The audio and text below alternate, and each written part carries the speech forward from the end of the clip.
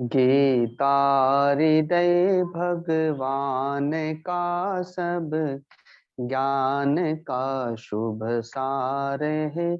इस शुद्ध गीता ज्ञान से चल रहा संसार है। गीता परम विद्या सनातन सर्वशास्त्र प्रधान है। पर ब्रह्म रूपी मोक्षकारी नित्य गीता ज्ञान है। यह मोह माया कष्ट से तरना जिसे संसार हो, वह बैठ गीता नाव में सुख से सहज में पार हो। संसार के सब ज्ञान का यह ज्ञानमय भंडार है। श्रुति उपनिषद वेदांत ग्रंथों का परम शुभ गाते जहाँ जन नित्य हरि गीता निरंतर नेम से रहते वहीं सुख कंद नटवर नंद नंदन प्रेम से गाते जहाँ जन गीत गीता प्रेम से धर ध्यान है। तीरथ वहीं भव के सभी शुभ शुद्ध और महान है। धरते हुए जो ध्यान गीता ज्ञान का तन छोड़ते लेने उन्हें माधव मुरारी आप ही उठ दौड़ते। सुनते सुनाते नित्य जो लाते इसे व्यवहार में पाते परम पद ठोकरे खाते नहीं संसार में। पाते परम पद ठोकरे खाते नहीं संसार। हरि ओम तत्सत। हरि ओम तत्सत। 11वां अध्याय निकाल लीजिए।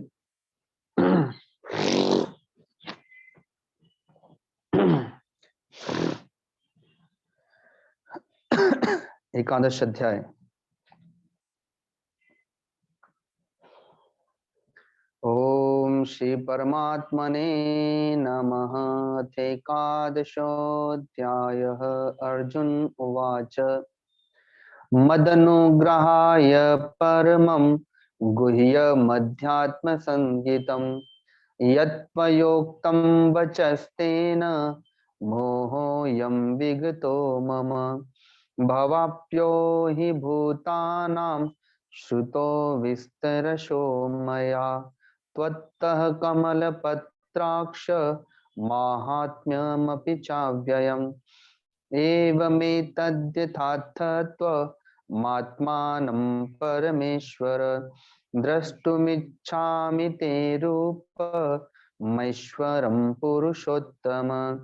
मन्यसे यदि तच्छक्यं मया द्रष्टुमिति प्रभो योगेश्वर ततो मे त्वं दर्शयात्मानमव्ययम्।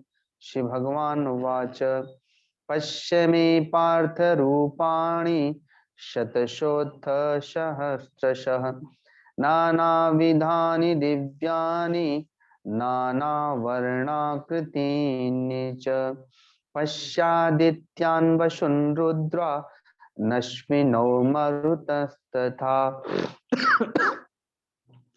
बहुन्यदृष्टपूर्वाणि पश्चाश्चर्याणि भारत यह कस्थं जगत्कृत्स्नं पश्चाद्य सचराचरम् मम देहे गुडाकेश यच्चान्यद्द्रष्टुमिच्छसि न तु मां शक्यसे द्रष्टुं मनेनैव स्वचक्षुषा दिव्यं ददामि ते चक्षुः पश्य मे योगमेश्वरम्। संजय उवाच एवमुक्त्वा ततो राजन् महायोगेश्वरो हरिः दर्शयामास पार्थाय परमं रूपमैश्वरम् अनेकवक्त्रनयन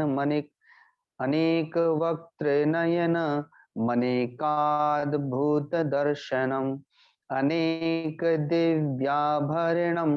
दिव्यानेकोद्यतायुधम् दिव्यमालाम्बरधरं दिव्यगन्धानुलेपनं सर्वाश्चर्यमयं देवमनन्तं विश्वतोमुखं दिवि सूर्यसहस्रस्य भवेद्युगपदुत्थिता यदि सदृशी शास्या भासस्तस्य महात्मनः तत्रैकस्थं जगत्कृत्स्नं प्रविभक्तमनेकधा अपश्यद्देव देवस्य शरीरे पाण्डवस्तदा ततः स विस्मयाविष्टो हृष्टरोमा धनञ्जयः प्रणम्य शिरसा देवं कृताञ्जलिरभाषत। श्रीभक्तुवाच पश्यामि देवांस्तव देवदेहे सर्वान् तथा भूतविशेषसङ्घान् ब्रह्माण्डमीशं कमलासनस्थ नृसिंह सर्वानुरङ्गाश्च दिव्यान् अनेकबाहूदरवक्त्रनेत्रं पश्यामि त्वां सर्वतोऽनन्तरूपं नान्तं न मध्यं न पुनस्तवादिम् पश्यामि विश्वेश्वर विश्वरूपं किरीटिनं गदिनं चक्रिणं च तेजो राशिं सर्वतो दीप्तिमन्तं पश्यामि त्वां दुर्निरीक्षं समन्तात् दीप्तानलरार्कद्युतिमप्रमेयं त्वमक्षरं परमं वेदितव्यं त्वमस्य विश्वस्य परं निधानम् त्वमव्ययः शाश्वत धर्मगोप्ता सनातनस्त्वं पुरुषो मतो मे अनादिमध्यान्तमनन्तवीर्यमनन्तबाहुं शशिसूर्यनेत्रं पश्यामि त्वां दीप्तहुताशवक्त्रं स्वतेजसा विश्वमिदं तपन्तम् द्याव्या पृथिव्योरिदमन्तरमिः व्याप्तं त्वैकेन दिशश्च सर्वाः दृष्ट्वाद्भुतं रूपमुग्रं तवेदं लोकत्रयं प्रव्यथितं महात्मन् अमीहि त्वां शूरसङ्घा विशन्ति केचिद्भीताः प्राञ्जलयो गृह्णन्ति स्वस्तीत्युक्त्वा महर्षि सिद्धसङ्गा स्तुवन्ति त्वां स्तुतिभिः पुष्कलाभिः रुद्रादित्या वशवो ये च साध्या विश्वेश्विनो मरुतश्चोष्मपाश्च गन्धर्वयक्षासुरसिद्धसङ्गा वीक्षन्ति त्वां विस्मिताश्चैव सर्वे रूपं महत्ते बहुवक्त्रनेत्रं महाबाहो बहुबाहुरुपादं बहुदरं बहुदृष्टाकरालं दृष्ट्वा लोकाः प्रव्यथितास्तथाहं नभः स्पर्शं द्वीप्तमनेकवर्णं व्यात्ताननं दीप्तविशालनेत्रं दृष्ट्वा हि त्वां प्रव्यथितान्तरात्मा धृतिं न विन्दामि शमं च विष्णो दृष्टा करालानि च ते मुखानि दृष्ट्वेव कालाननसन्निभानि दिशो न जाने न लभे च शर्म प्रसीद देवेश जगन्निवास अमी च त्वां धृतराष्ट्रस्य पुत्राः सर्वे सहेवाव निपाल संज्ञे भीष्मो द्रोणः सूतपुत्रस्तथाशौ सहास्मदीयैरपि योद्धमुख्यैः वक्त्राणि ते त्वरमाणा विशन्ति दृष्टा करालानि भयानकानि केचिद्विलग्ना दशनान्तरेषु सन्दृश्यन्ते चूर्णतेरुत्तमाङ्गैः यथा नदीनां बहुवोऽम्बुवेगाः समुद्रमेवापि मुखा द्रवन्ति तथा तवामि नरलोकवीरा विशन्ति वक्त्राण्यभिविज्वलन्ति यथा प्रदीप्तं ज्वलनं पतंगा विशन्ति नाशाय समृद्धवेगाः तथैव नाशाय विशन्ति लोकास्तवापि वक्त्राणि समृद्धवेगाः लेलीयहेसे गृह्यमानः समन्ताल् लोकान् समग्रान् बदले ज्वलद्भिः तेजोभिरापूर्य जगत् समग्रं भाषस्तवोग्राः प्रतिपन्ति विष्णु आख्याहि मे को भवानुग्ररूपो नमोस्तुते सदेववर प्रसीद विज्ञातमिच्छामि भवन्तमाद्यं नहि प्रजानामि तव प्रवृत्तिं। श्री भगवान उवाच कालोऽस्मि लोकक्षयकृत् प्रविद्धो लोकान् समाहर्तुमिह प्रवृत्तः ऋतेऽपि त्वां न भविष्यन्ति सर्वे येव स्थिताः प्रत्यनीकेषु योद्धाः तस्मात् त्वमुत्तिष्ठ यशो लभस्व जित्वा शत्रुं भुङ्क्षं राज्यं समृद्धं मय्यैवैते निहताः पूर्वमेव निमित्तमात्रं भव सव्यसाचिन् द्रोणं च भीष्मं च जयद्रथं च कर्णं तथान्यानपि योद्धवीरान् मया हतास्त्वं जहिमावतिष्ठा युद्धस्व जेतासि रणे सपत्नान्। संजय उवाच एतत् श्रुत्वा वचनं केशवस्य कृताञ्जलिर्वेपमानः किरीटी नमस्कृत्वा भूय एवाह कृष्णं सगद्गदं भीतः प्रणम्य।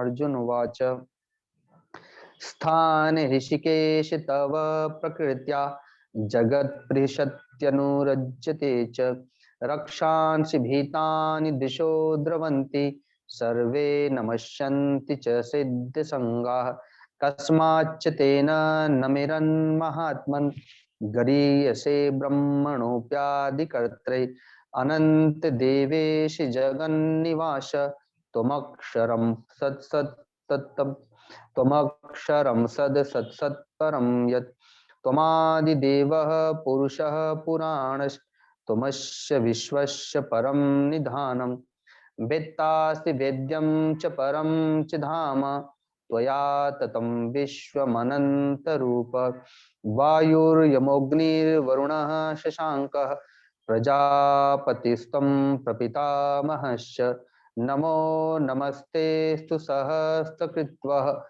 पुनश्च भूयोऽपि नमो नमस्ते नमः पुरस्तादथ पृष्ठतस्ते नमोऽस्तु ते सर्वत एव सर्व अनन्तवीर्यामिति विक्रमस्त्वं सर्वं समाप्नोषि ततोऽसि सर्वः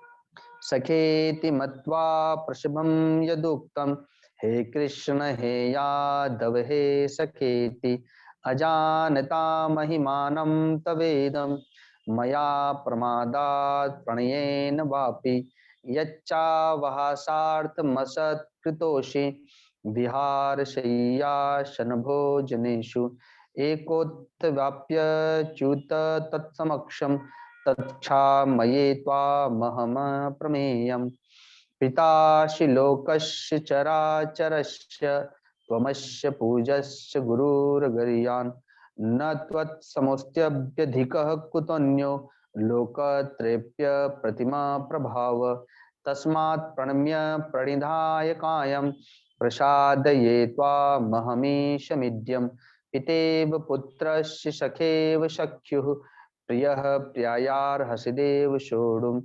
अदिष्टपूर्वं हृषितोऽस्मि दृष्ट्वा भयेन च प्रव्यथितं मनो मे तदेव मे दर्शय देवरूपं प्रसीद देवेश जगन्निवास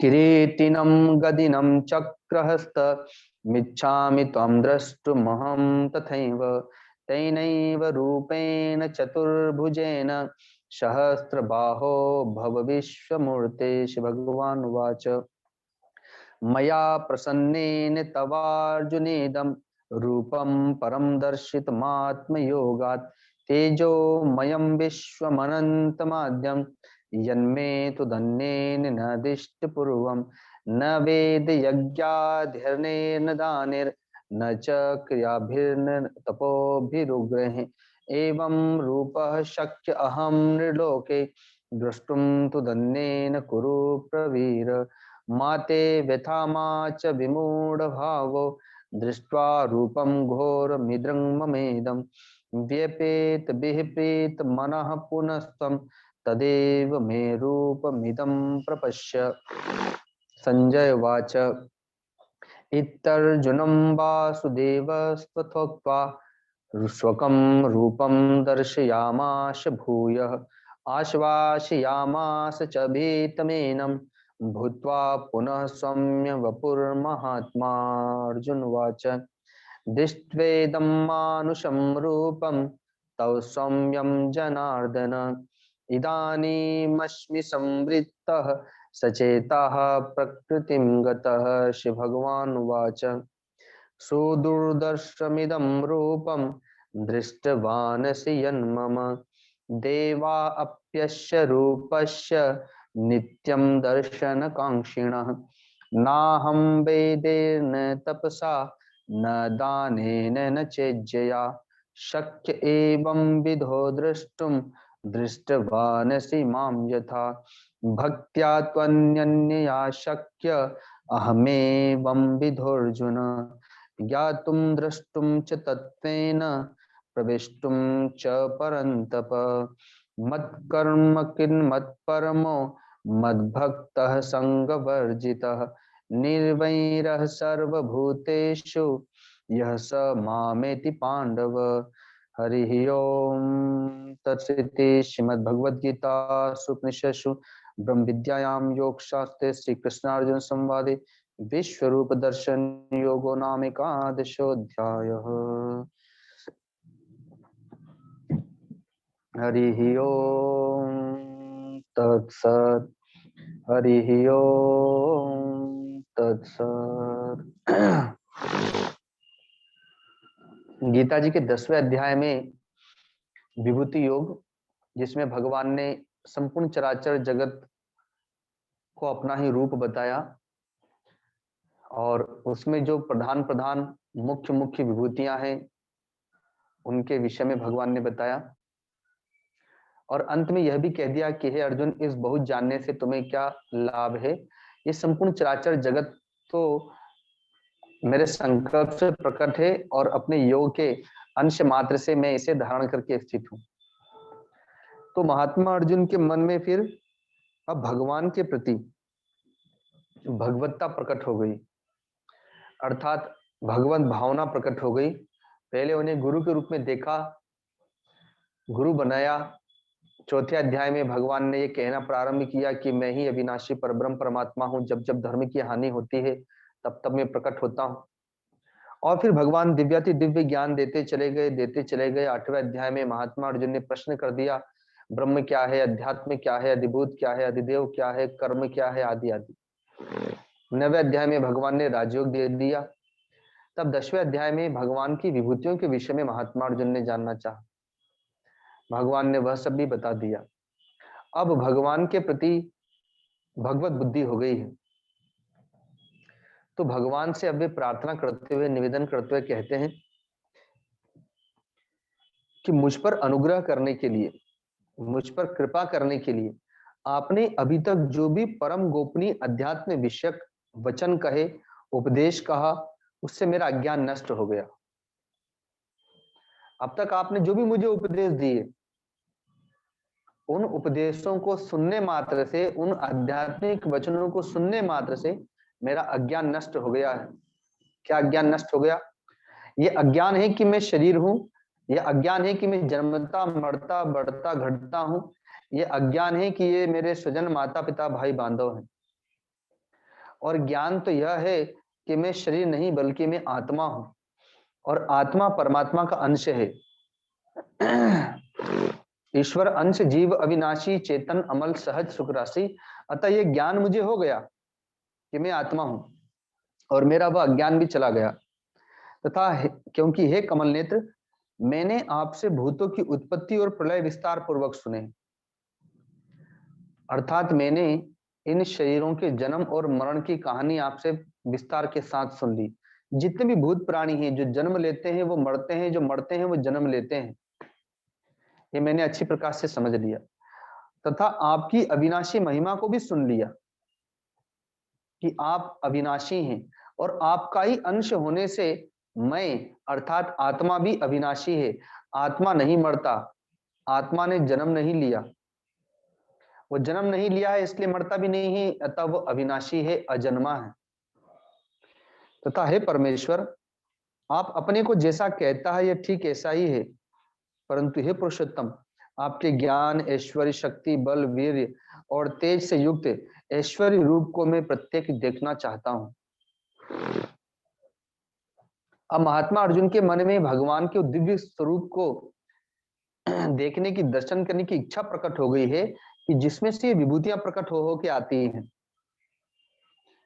जिससे ये जगत प्रकट होकर के आ रहा है, विभूतियां प्रकट हो रही हैं, तो भगवान के दिव्य स्वरूप को वो देखना चाहते हैं और कहते हैं कि हे प्रभु, यदि मेरे द्वारा आपका वो रूप देखा जाना शक्य है, ऐसा आप मानते हैं, तो हे योगेश्वर, उस अविनाशी स्वरूप का मुझे दर्शन कराए। यदि आपको लगता है, मैंने तो प्रार्थना की है कि मैं आपका स्वरूप देखना चाहता हूँ, आपके दिव्य स्वरूप का दर्शन करना चाहता हूँ, पर मैं देखने योग्य हूं कि नहीं हूं, ये तो आप ही जानते हैं। तो यदि मैं उस स्वरूप का दर्शन करने योग्य हूं, तब तो आप मुझे उसका दर्शन कराइएगा।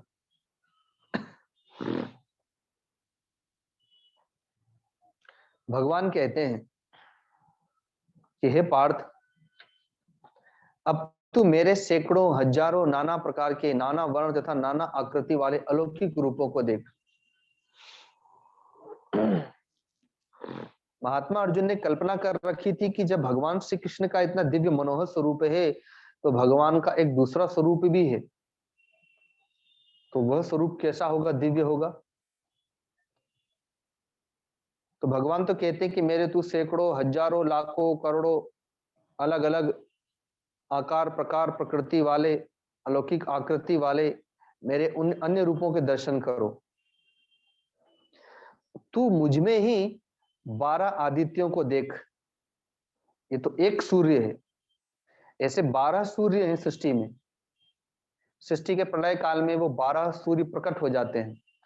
तो कहते हैं कि तू मुझ में 12 आदित्यों को, अर्थात अदिति के 12 पुत्रों को, 8 वसुओं को, अर्थात 8 प्रकार की अग्नियों को, 11 रुद्रों को, अर्थात जो 11 रुद्र हैं, दोनों अश्विनी कुमारों को, 49 मरुदगणों को, अर्थात 49 प्रकार की वायुओं को देख, तथा और भी पहले न देखे हुए बहुत से आश्चर्यमय रूपों को देख।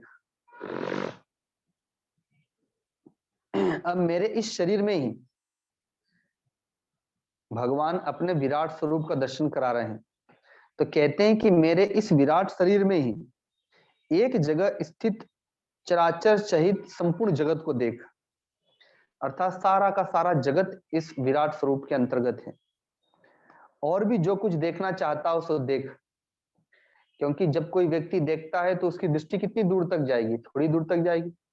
जब वो विशाल मकान के ऊपर चढ़ जाता है तो बहुत दूर तक का देख लेता है, लेकिन अगर और उससे विशाल पर्वत पर चला जाता है तो और दूर का देख लेता है, और जब हवाई जहाज पर बैठकर और ऊपर चला जाता है तो और भी बहुत दूर का देख लेता है, लेकिन फिर भी वो एक देश से दूसरे देश तक का नहीं देख पाता, इतनी छोटी दृष्टि है।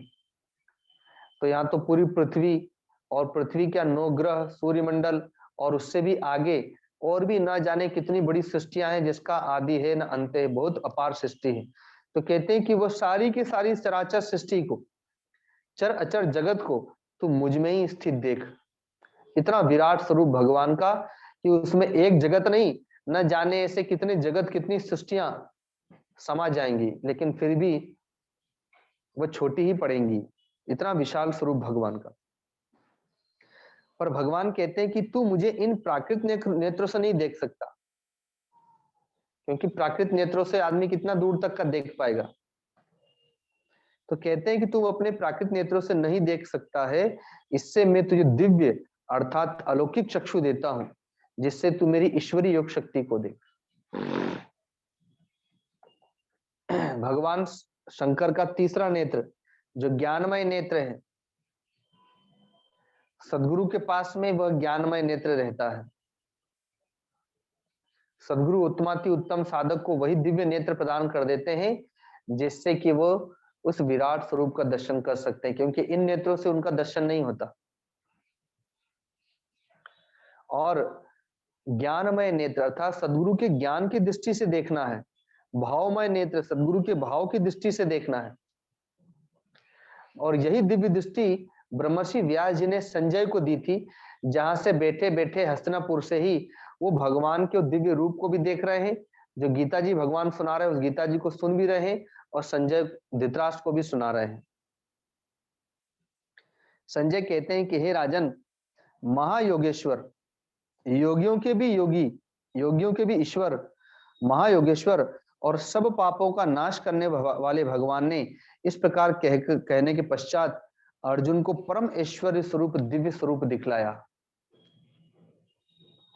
अनेक मुख और नेत्रों से युक्त, अनेक अद्भुत दर्शनों वाले, बहुत से दिव्य भूषणों से युक्त, बहुत से दिव्य शस्त्रों को हाथ में उठाए हुए, दिव्य माला और वस्त्रों को धारण किए हुए, दिव्य गंध का सारे शरीर में लेप करते हुए, और सब प्रकार के आश्चर्य से युक्त, सीमा रहित और सब और मुख्य विराट स्वरूप परम देव परमेश्वर को अर्जुन ने देखा। आप लोगों ने सुना होगा भगवान वामन ने विराट रूप धारण किया था।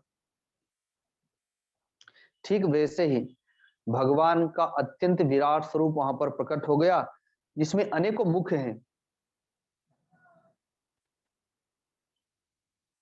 भगवान एक मुख, जैसे हमारा शरीर तो एक मुख वाला है, पर भगवान का वो विराट स्वरूप एक मुख वाला नहीं है, उसमें कई मुख हैं और अनेक नेत्र भी हैं। क्योंकि सारा जितने भी चर अचर प्राणी हैं ये भगवान के शरीर में ही हैं, तो सबके मुख भगवान के मुख हैं, सबके नेत्र भगवान के नेत्र हैं, सबकी भुजाएं भगवान की भुजाएं हैं, सबके पांव भगवान के ही पांव हैं। एक महात्मा एक दुकानदार के पास गया और कहा कि भगवान के पांव में जूते पहना दो। तो दुकानदार ने कहा कहाँ है भगवान के पांव? तो कहा यही तो है भगवान के पांव, इनमें जूते पहना दो। तो दुकानदार ने डांटते हुए कहा कि अच्छा मुझे मूर्ख समझ रखे हो, जूते भी पहन लोगे, कह रहे हो भगवान के पांव और पैसे देने की बारी आएगी तो उठ के चल दोगे, ये जा भगवान से पैसे ले लेना। तो महात्मा ने कहा कि भाई नाराज मत हो, ये बताओ कि सृष्टि को किसने बनाया? तो कहा भगवान ने बनाया। आकाश, वायु, अग्नि, जल, पृथ्वी, सूर्य, चंद्रमा आदि को किसने बनाया? बोले भगवान ने बनाया। तो सृष्टि किसकी हुई?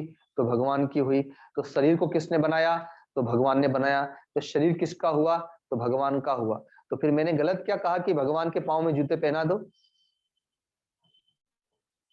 तो तुम्हें कहना चाहिए था कि महात्मा ये दुकान भी भगवान की है, और भगवान की इस दुकान में जो जूते हैं उसकी कीमत लगती है। तो तुम नाराज क्यों हो रहे हो? तो जितने भी शरीर है सब भगवान के हैं, जितने भी आंखें हैं, जितने भी सिर है, जितने भी हाथ है, जितने भी पांव है, सब भगवान के हैं। इसलिए भगवान अनेक मुख वाले, अनेक नेत्र वाले, अनेक अनेक रूप वाले। आप देखिए इस संसार में अपवाद को छोड़ करके एक स्वरूप जो प्रकट हो गया वो आपको संसार में दूसरा कहीं नहीं मिलेगा। कहीं कहीं पर जुड़वे होते हैं अपवाद में एक दूसरे से मिलते हुए, अन्यथा एक स्वरूप जो प्रकट है इस समय वो दोबारा कहीं देखने को नहीं मिलेगा। और आश्चर्य दूसरा यह भी है कि एक बार जो रूप बन गया वो अब दोबारा बनेगा भी नहीं। तो सोच लीजिए कि सृष्टि से आज तक कितने युग बीत गए और कितने सारे रूप भगवान के पास में है कि भगवान सबका रूप बदल बदल के बनाए जा रहे हैं, प्रकट होते जा रहे हैं इन रूपों में। तो इसलिए अनेक मुख वाले, अनेक नेत्रों वाले, अनेक अद्भुत दर्शनों वाले और दिव्य भूषणों से युक्त, अर्थात भगवान के उस दिव्य शरीर में दिव्य दिव्य आभूषण पहने हुए हैं भगवान, और दिव्य शस्त्रों को हाथों में उठाए हुए हैं। अनेक अस्त्र शस्त्र से सुसज्जित है भगवान।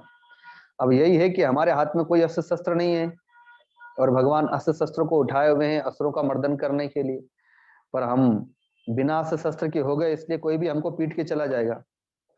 दिव्य माला और वस्त्रों को धारण किए हुए, तो दिव्य माला 7वें अध्याय में मैंने बताया था आप लोगों को, याद हो कि भगवान ने किस प्रकार से कई प्रकार की मालाओं को पहन रखा है, जिनको याद होगा वो याद रखेंगे।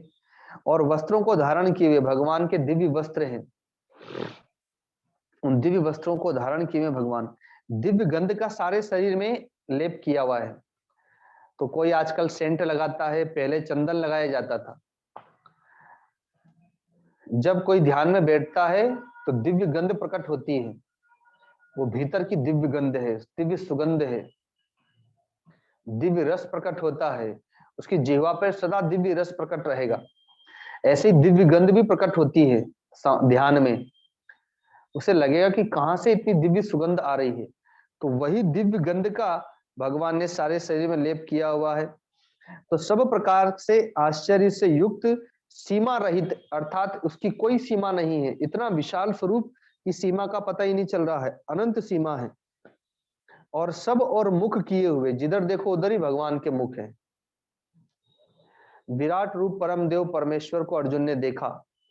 आकाश में 1000 सूर्य एक साथ उदित हो जाए और उनका जो प्रकाश हो वह भी उस विश्व रूप परमात्मा के प्रकाश के आगे फीका पड़ जाएगा। जैसे रात्रि में हजारों लाखों करोड़ों तारे प्रकाशित होते हैं, चंद्रमा प्रकाशित होता है, लेकिन जैसे ही सूर्य प्रकट होता है तो सूर्य, चंद्रमा का और तारों का प्रकाश समाप्त हो जाता है, मानो सब सूर्य के प्रकाश में ही चला गया, विलीन हो गए वो लोग।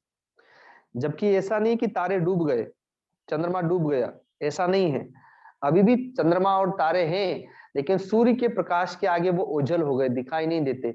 वैसे ही भगवान का विराट स्वरूप इतना प्रकाशित है, इतना प्रकाशित है कि एक सूर्य नहीं, ऐसे हजारों लाखों सूर्य भी प्रकट हो जाए तो भी वो भगवान के उस दिव्य प्रकाश के आगे फीके पड़ जाएंगे, इतना प्रकाश है।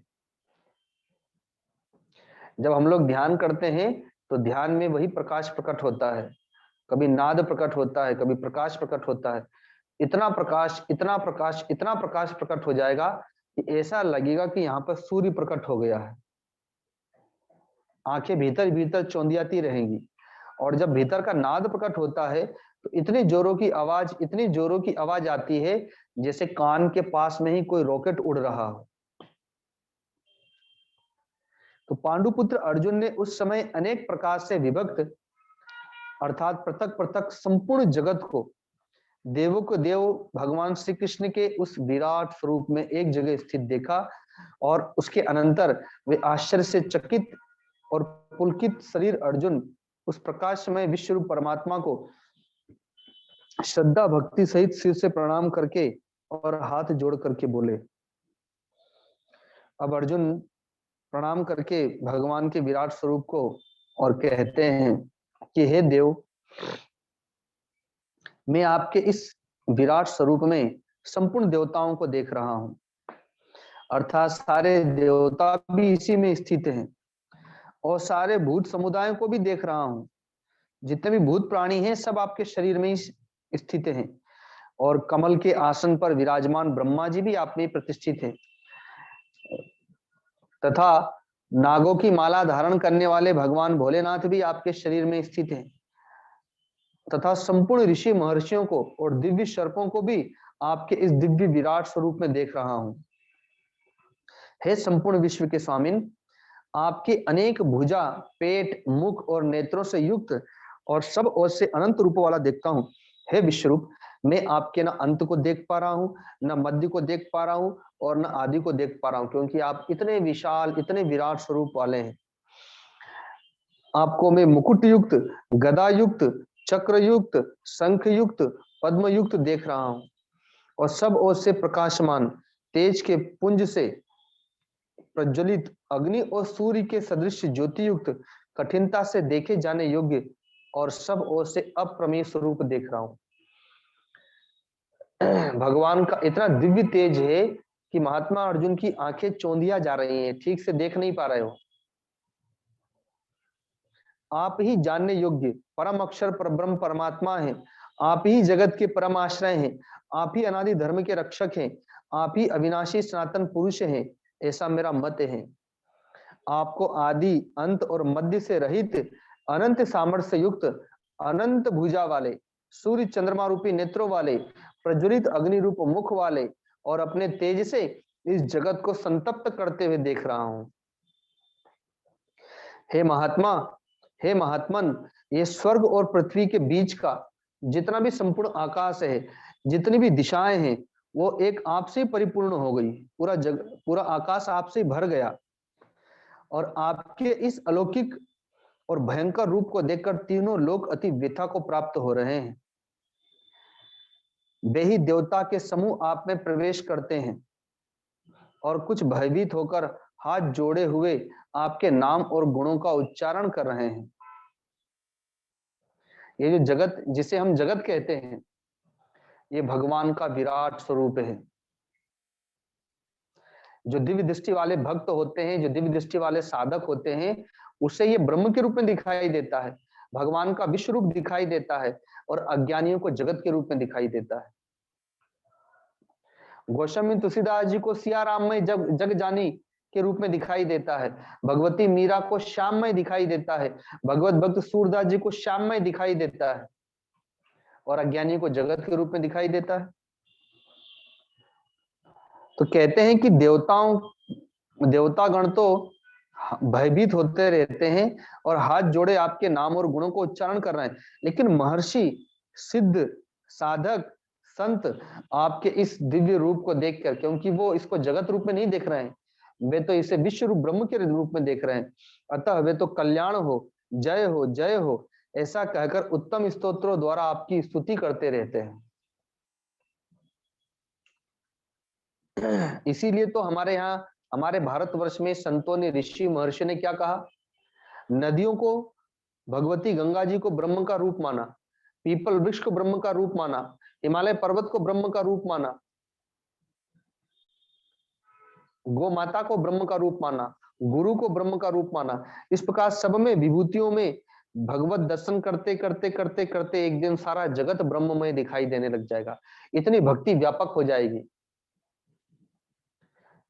जो 11 रुद्र, 12 आदित्य, 8 वसु, 7 दिगण, विश्वदेव, अश्विनी कुमार, मरुदगण, पितरों का समुदाय, गंधर्व, यक्ष, राक्षस, सिद्ध समुदाय, वे सब के सब विस्मित होकर के आपको देख रहे हैं, आश्चर्यचकित होकर के आपको देख रहे हैं। और आपके बहुत मुख और नेत्रों वाले, बहुत हाथ, जंगा और पैरों वाले, बहुत उदरों वाले, बहुत सी दाढ़ों के कारण विकराल, अत्यंत विकराल महान रूप को देखकर सब लोग व्याकुल हो रहे हैं और मैं भी व्याकुल हो रहा हूं, क्योंकि यह आपका मायामय रूप है। ये जगत आपका मायामय रूप है, इस सब को भ्रमित करता रहता है। केवल जो आपके भक्त हैं, साधक हैं, वही इससे पार पाते हैं, अन्यथा ये संसार दुखालय है। इतना दुख है इसमें, इतना कष्ट है इसमें, लेकिन फिर भी उसी में फंसे पड़े रहते हैं, उससे निकलना नहीं चाहते, और निकलना चाहते तो निकलने का मार्ग मिलता नहीं है, इसलिए बार बार उसी में गिरते रहते हैं। पुनरपि जन्म पुनरपि मरणम और पुनरपि जननी जठरे शयनम। हे, क्योंकि हे विष्णु, आकाश को स्पर्श करने वाले देदीप्यमान अनेक वर्णों से युक्त तथा फैलाए हुए मुख और विशाल प्रकाशमान नेत्रों से युक्त आपको देखकर भयभीत अंतःकरण वाला मैं धीरज और शांति को प्राप्त नहीं होता हूं। महात्मा अर्जुन का जो चित्त है वो आध्यात्मिक नहीं था। वे धर्मात्मा अवश्य थे लेकिन आध्यात्मिक नहीं थे। जैसे मैंने एक दिन सत्संग में कहा था, आप लोग को याद हो तो, समाज सेवा करना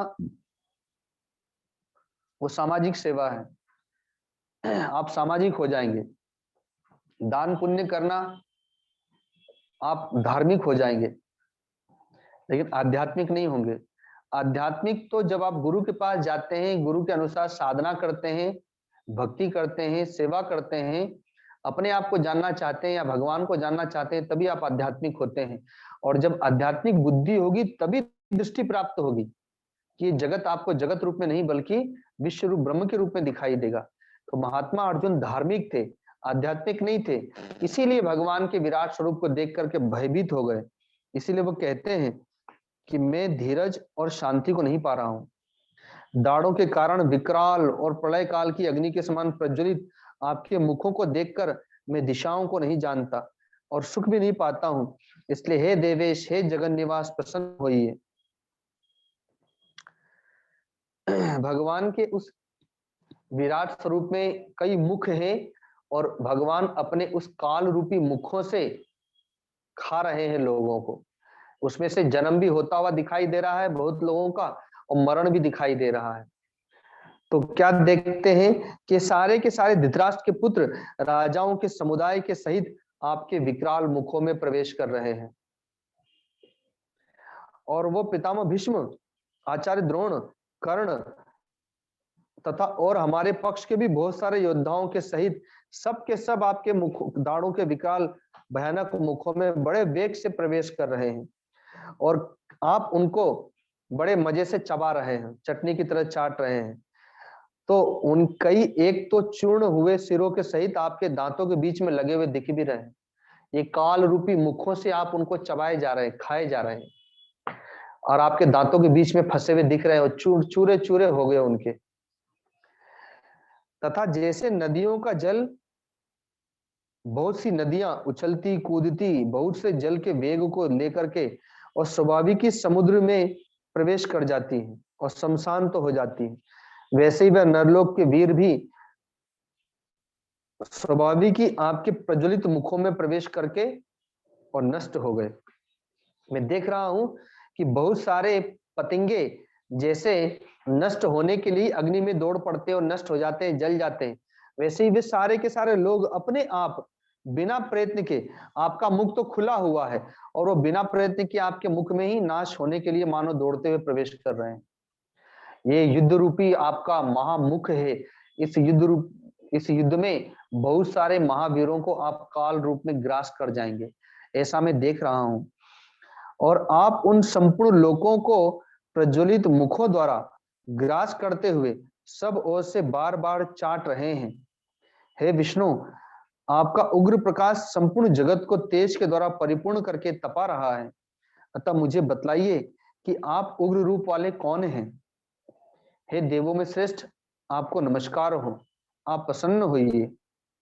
आदि पुरुष, आपको मैं विशेष रूप से जानना चाहता हूं क्योंकि मैं आपकी प्रवृत्ति को नहीं जानता। भगवान ने देखा कि महात्मा अर्जुन भयभीत हो गए हैं तो इसलिए वे आश्वासन देते हैं।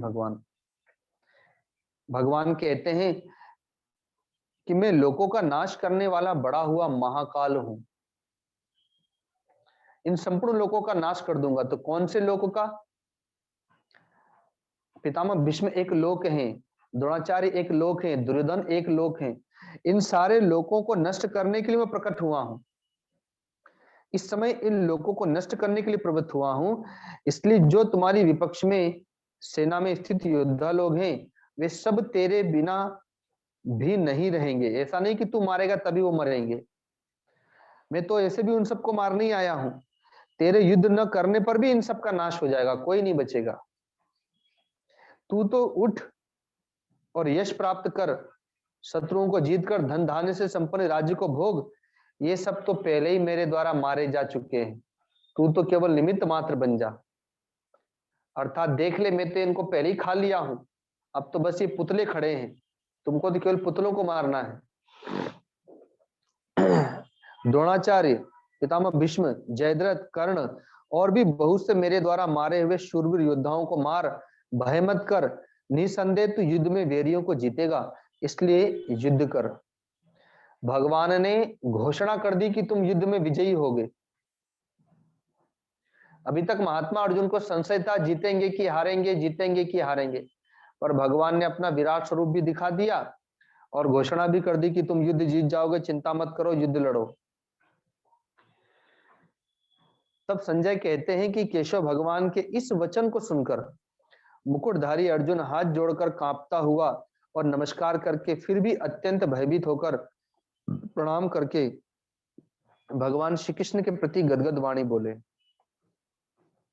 इधर भगवान ने अपना विराट स्वरूप समेट लिया और इधर महात्मा अर्जुन अब प्रार्थना करने लगते हैं। जब भगवान को पहचान लिया, भगवान की शक्ति सामर्थ्य को पहचान लिया, भगवान के दिव्य विराट स्वरूप को देख लिया, तो महात्मा अर्जुन को अपनी गलतियों का एहसास हो रहा है। अतः वे प्रार्थना कर रहे हैं और उसी प्रार्थना में वे क्षमा भी मांगेंगे। ये केवल महात्मा अर्जुन की प्रार्थना नहीं है, ये वास्तव में हम सबके लिए भी प्रार्थना है। क्या कहते हैं? हे अंतर्यामी, यह योग्य ही है कि आपके नाम, गुण और प्रभाव के कीर्तन से ये जगत अति हर्षित हो रहा है, अनुराग को भी प्राप्त हो रहा है। लेकिन इसी जगत को, जो आपका वास्तव में विराट स्वरूप है, इसे जगत के रूप में देख करके भयभीत राक्षस लोग चारों दिशाओं में भागते रहते हैं, लेकिन उनको शांति नहीं मिलती। और इसी को साधक, सिद्ध और भक्त विश्व रूप समझ करके नमस्कार करता है, प्रणाम करता है, स्तुति करता है। हे महात्मन, ब्रह्मा के भी आदि करता, अर्थात ब्रह्मा जी को भी बनाने वाले और सबसे बड़े आपके लिए वे कैसे नमस्कार ना करें, क्योंकि हे अनंत, हे देवेश, हे जगन निवास, आप सत असत और सत असत से भी परे हैं, परम अक्षर सच्चिदानंद घन परब्रह्म परमात्मा है। आप आदिदेव सनातन पुरुष हैं। आप इस जगत के परम आश्रय, जानने वाले और जानने योग्य परम धाम हैं। हे अनंत रूप, आपसे यह सब जगत व्याप्त अर्थात परिपूर्ण है। आप ही वायु, अग्नि, यमराज, वरुण, चंद्रमा, प्रजा के स्वामी ब्रह्मा और ब्रह्मा के भी पिता हैं। इसलिए आपके लिए हजारों बार नमस्कार है, नमस्कार है, आपके लिए बार बार नमस्कार है। हे अनंत सामर्थ्य, आपके लिए, हे अनंत सामर्थ्य वाले, आपके लिए आगे से पीछे से हे भी नमस्कार है। हे सर्वात्मन, आपके लिए सब ओर से नमस्कार है, बार बार नमस्कार है, क्योंकि अनंत पराक्रमशाली आप समस्त संसार को व्याप्त किए हुए हैं, इसलिए आप ही सर्वरूप हैं। आपके इस प्रभाव को न जानते हुए कि आप इतने दिव्य स्वरूप वाले हैं, इतने दिव्य शक्ति सामर्थ्य वाले हैं, मैं नहीं जानता था। इसीलिए मैंने आपको अपना सखा समझा, अपना मित्र माना, और कभी कभी खेल खेल में, प्रमाद में, प्रेम में मैंने आपको एक कृष्ण, ए यादव, ए सखे, ए ग्वाले ऐसा कह करके कई बार हठात बिना सोचे समझे ही मैंने आपका बड़ा अपमान किया है। अतः हे प्रभु, आप मेरे द्वारा जो विनोद के समय में, विहार के समय में, अर्थात हम लोग जब खेलते थे तब मैं कह देता था खेल खेल में कि एक कृष्ण, तुम मेरे पक्ष में नहीं रहोगे, तुम विपक्ष में जाओ, तुम बड़े छलिया हो और मैं छलियों के साथ नहीं खेलता। सैया पर सोते समय रात्रि में जब तुम कभी मेरे पास आते थे या मैं तुम्हारे पास जाता था, तो माँ कुंती हम लोगों के लिए एक ही शैया बिछाती थी। वो चाहती थी कि हम लोग साथ साथ सोए, लेकिन मैं कह देता था कि माँ, मैं इस ग्वाले के साथ नहीं सोऊंगा। तो कभी विहार के समय, तो कभी सैया के समय, कभी आसन के समय और कभी भोजन आदि के समय, अकेले अथवा उन सखाओं के सामने मैंने आपका बड़ा अपमान किया है। भोजन के समय माँ एक ही थाली में हमें परोस देती थी ताकि हम एक साथ खाएं। माँ जानती थी कि आप भगवान हैं, वो चाहती थी कि आपके साथ खाऊंगा तो आपका जूठन मेरे पास जाएगा, मेरा कल्याण हो जाएगा। लेकिन मैं कह देता था, माँ मैं इस ग्वाले के साथ नहीं खाऊंगा, मेरी थाली अलग परोसना। ऐसा कह के करके सबके सामने मैंने आपका बड़ा अपमान किया है। वो सब अपराध अब मुझे याद आ रहा है। अतः हे केशव, मेरे उन अपराधों को क्षमा करें। आप इस चराचर जगत के पिता हैं, सबसे बड़े गुरु और अति पूजनीय हैं। हे अनुपम प्रभाव वाले, तीनों लोकों में आपके समान दूसरा कोई नहीं, फिर अधिक तो हो ही कैसे सकता है। अतः हे प्रभु, मैं शरीर को भली भांति चरणों में निवेदित कर प्रणाम करके स्तुति करने योग्य ईश्वर को प्रसन्न करने के लिए प्रार्थना करता हूं कि हे देव, पिता जैसे पुत्र के अपराधों को क्षमा करता है, सखा जैसे सखा के अपराध को क्षमा करता है, और पति जैसे अपनी धर्म पत्नी के अपराधों को क्षमा करता है, तथा जिस प्रकार से सदगुरु स्वामी अपने शिष्य तथा सेवक के अपराध को क्षमा करते हैं, वैसे ही हे प्रभु, भगवान भी अपने भक्त के अपराधों को क्षमा करते हैं। ऐसा जान करके आप भी मेरे अपराधों को क्षमा करें, क्षमा करें, क्षमा करें। मैं पहले न देखे हुए आपके इस आश्चर्यमय स्वरूप को देख करके बहुत हर्षित भी हो रहा हूं, लेकिन मेरा मन भय से अति व्याकुल भी हो रहा है। इसलिए उस अपने चतुर्भुज विष्णु रूप को ही मुझे दिखलाइए। हे देवेश, हे जगन निवास, प्रसन्न होइए, प्रसन्न होइए। मैं वैसे ही आपको मुकुट धारण किए हुए, शंख चक्र गदा हाथ में लिए हुए देखना चाहता हूं। आप मुझे पुनः अपने उसी पूर्व रूप को ही दिखाइए, अपने पुनः उसी कृष्ण रूप को ही दिखाइए। भगवान कहते हैं कि हे अर्जुन, अनुग्रह पूर्वक, कृपा पूर्वक मैंने अपनी योग शक्ति के प्रभाव से यह मेरा परम तेजोमय, सबका आदि और सीमा रहित विराट स्वरूप तुझे दिखलाया है, जिसे तेरे अतिरिक्त दूसरे पहले कभी किसी ने नहीं देखा। तो ऐसा नहीं है कि महात्मा अर्जुन ने ही विराट स्वरूप देखा है। जितने भी संत होते हैं, जब भक्ति की पराकाष्ठा होती, ज्ञान की पराकाष्ठा होती, तो उन्हें विश्व रूप का दर्शन होता ही है। लेकिन यहाँ पर कहने का तात्पर्य दूसरा है। क्या तात्पर्य है?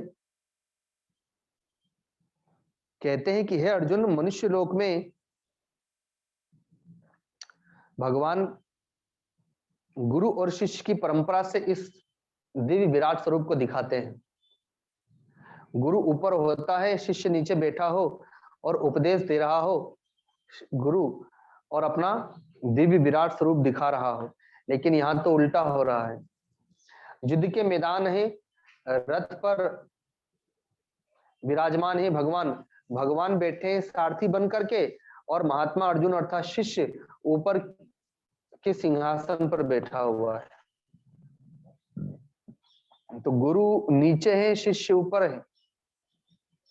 लेकिन ऐसी युद्ध की भूमि में और ऐसी विषम परिस्थितियों में और विसंगति में भी इस प्रकार का विराट स्वरूप दिखाया भगवान ने। इसलिए कहते हैं कि ऐसी अवस्था में तेरे अतिरिक्त दूसरे पहले कभी किसी ने नहीं देखा। मनुष्य लोक में इस प्रकार का विश्व रूप वाला न मैं वेदों के अध्ययन से, न यज्ञ करने से, न दान देने से, न उग्र क्रियाओं को करने से, न उग्र तपों को तपने से ही देखा जा सकता हूं। तो कैसे देखे जा सकते हैं? तो कहते हैं कि अनन्य भक्ति से ही कोई मुझे देख सकता है। मेरे इस प्रकार के विकराल स्वरूप को देख करके तुझे व्याकुलता नहीं होना चाहिए और मूढ़ भाव भी नहीं होना चाहिए। तू भय रहित और प्रीति युक्त मन वाला होकर मेरे उस शंख चक्र गदा पद्म युक्त चतुर्भुज रूप को देख। वासुदेव भगवान ने अर्जुन के इस प्रकार कहकर फिर वैसे ही अपना चतुर्भुज रूप दिखाया, अर्थात वही भगवान श्री कृष्ण ने अपनी सौम्य मूर्ति धारण कर ली। अर्जुन कहते हैं, जनार्दन, आपके इस अति शांत मनुष्य रूप को देखकर अब मैं स्थिर चित्त हो गया हूं और अपनी स्वाभाविक स्थिति को भी प्राप्त कर गया हूं।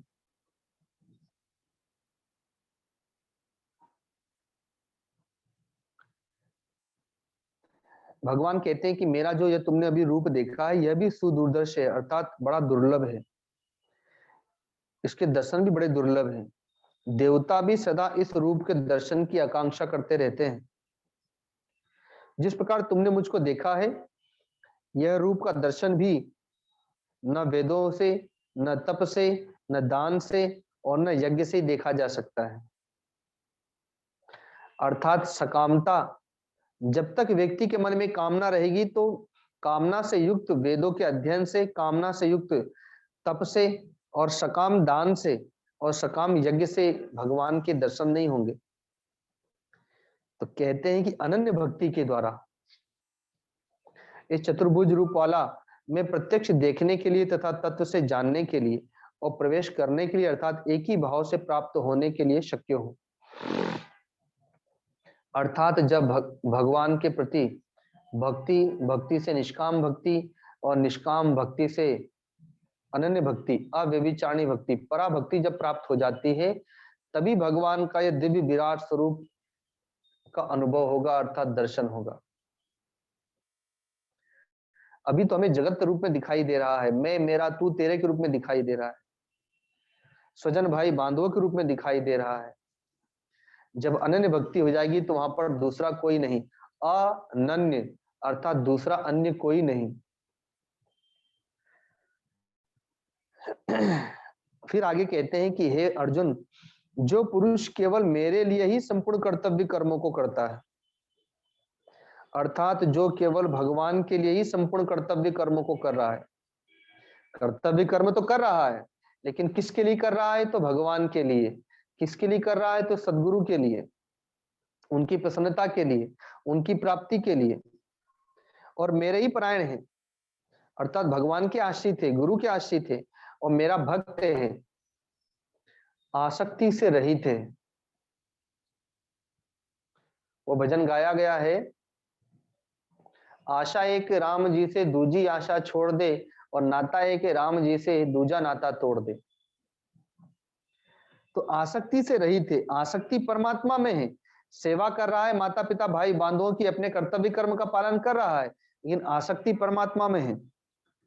और संपूर्ण भूत प्राणियों में वैर भाव से रहित है, किसी के प्रति उसके मन में वैर भावना नहीं है और मित्रता की भावना भी नहीं है, क्योंकि मित्रता की भावना होगी तो राग हो जाएगा और वैर भावना होगी तो द्वेष हो जाएगा। इसलिए न मित्र भाव है न शत्रु भाव है, सबके प्रति भगवत भाव है। अतः वह अनन्य भक्ति युक्त पुरुष फिर मुझको ही प्राप्त कर जाता है।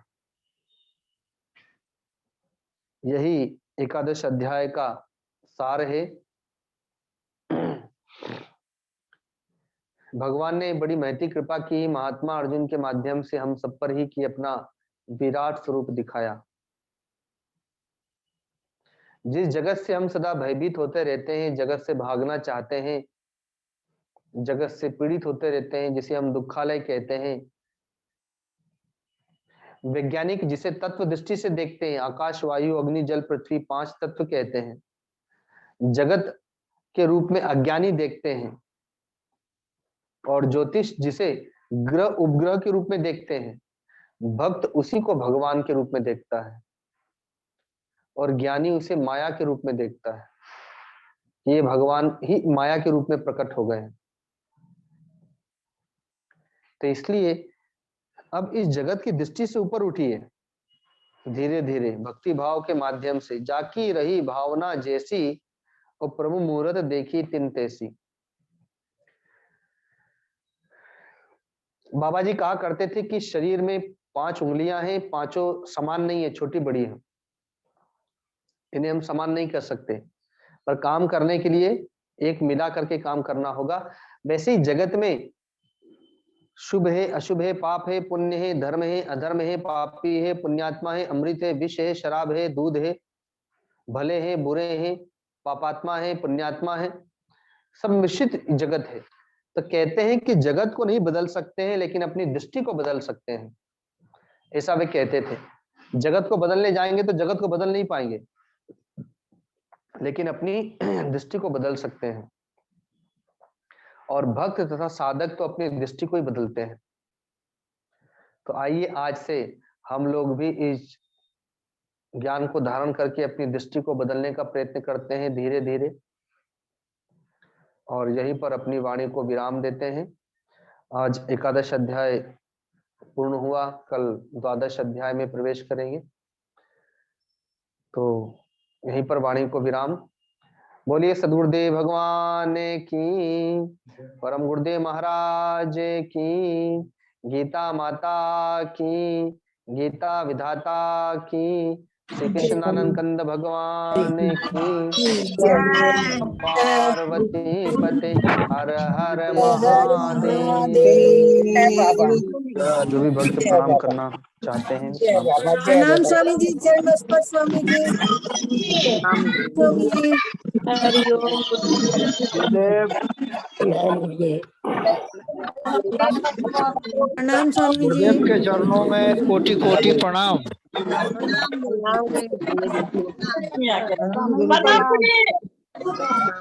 स्वामी जी प्रणाम। प्रणाम स्वामी जी प्रणाम गुरुदेव। प्रणाम स्वामी जी। प्रणाम स्वामी जी। प्रणाम गुरुदेव। हरिओम स्वामी जी, हरिओम। प्रणाम गुरुदेव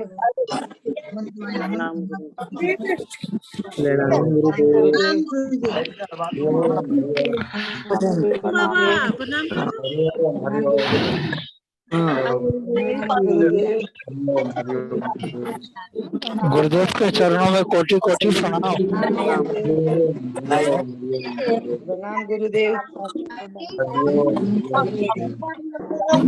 प्रणाम स्वामी जी प्रणाम। प्रणाम गुरुदेव। प्रणाम गुरुदेव। प्रणाम गुरुदेव। प्रणाम गुरुजी। प्रणाम गुरुदेव।